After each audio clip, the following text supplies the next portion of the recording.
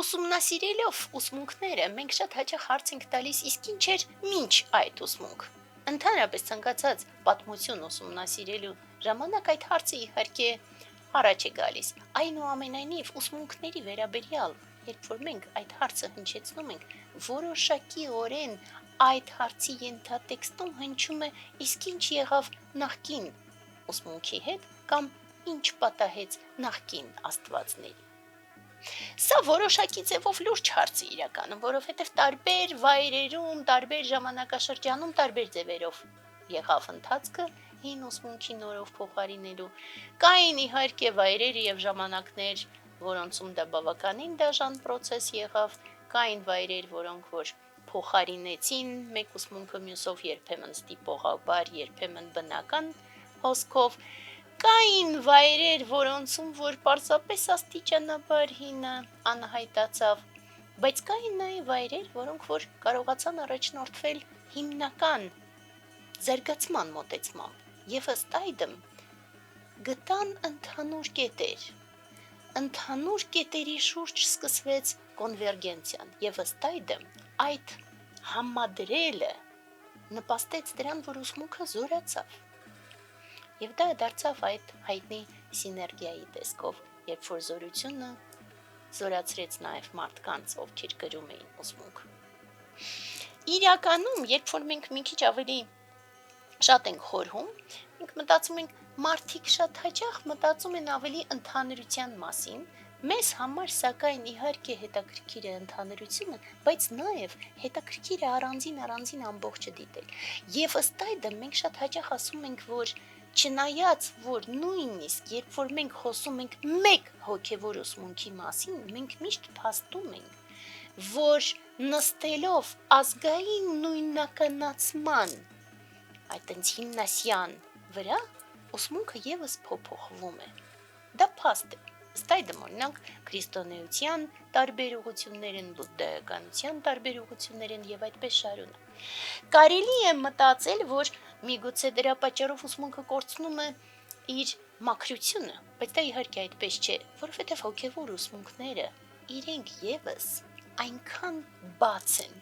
այնքան ճկուն են, եւ քանի որ հիմնարար նպատակը ցանկացած հոգևոր ուսմունքի նպաստել շնչող էակների զարգացմանը, ըստ այդմ այն կարող է լինել այնքան ճկուն, որպեսզի եւ բոլոր շնչող էակներին ի վերջո բերի արթնացման ուղու վրա։ Սա կարևոր տարերից է, ու երբ որ օրինակ երեխաս հարցնում է ինձ, իսկ երբ որ ուսումնասիրում է հին հունական առասպելները, ընդհանրապես դրա մասին շատ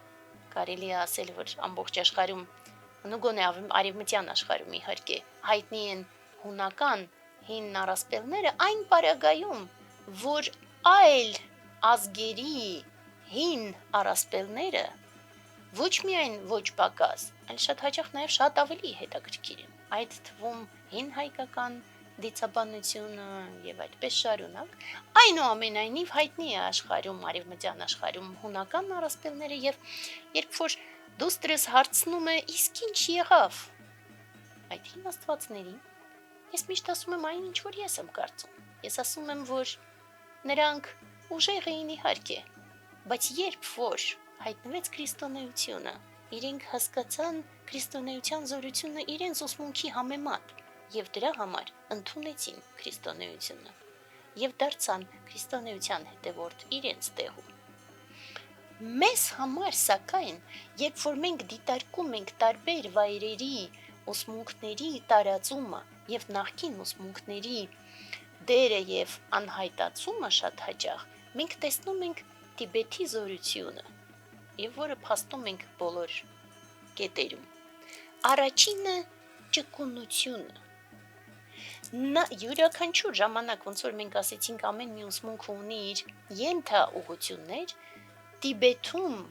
այդ բոլոր ուղղությունների հանդեպ վերաբերմունքը նույնն է եւ հստակ հնչում է միշտ ուսմունքը նույնն է, ավանդությունները կարող են լինել տարբեր։ Նույնը, երբ որ ամբողջ Չինաստանում տարածված է ամիդաիզմը,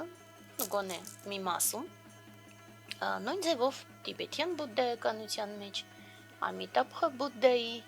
պաշտամունքը շատ հզոր է։ Նույնը մենք կարող ենք ասել տարբեր բաների մասին, բայց նախկին կրոնը, բոնը, ոչ միայն չանհայտացավ եւ մինչ այժմ արկա է, այլ նաեւ եղավ հենց այդ կոնվերգենցիան, որի մասին մենք ասեցինք։ Եվ ըստ այդմ տարբեր պաշտպան, տարբեր նախկին աստվածություններ մտան ուսմունքի մեջ որպես պաշտպան, դեռ ավելին, ազգային էպոսի հիմնարար հերոսը Գեսերը եւս մտավ ուսմունքի մեջ որպես ուսմունքի պաշտպան։